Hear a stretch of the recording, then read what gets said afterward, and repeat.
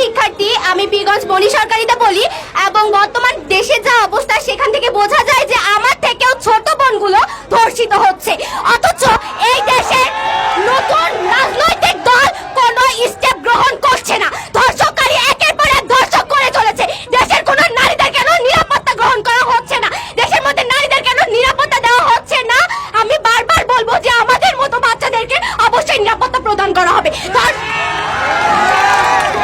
ধর্ষককারীর মনটা এত নিষ্ঠুর কেন যে আমাদের মতো বাচ্চারা যা তাদের মেয়ের মতো হইতে পারে তারা তার বাবার মতো হওয়ার পরে তারা ধর্ষণের দিকে এগিয়ে আসে কিভাবে?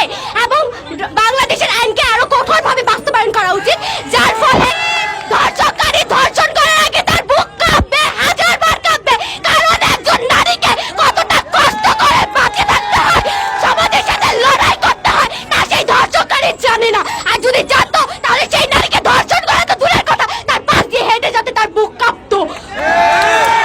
আমি মনে করি আমাদেরকে একসাথে কাজ করা উচিত, যার কারণে ধর্ষককারীদেরকে শাস্তি দেওয়া উচিত এবং তাদের ঠিকভাবে বিচার করা উচিত এবং রাস্তায় আমাদের নারীদের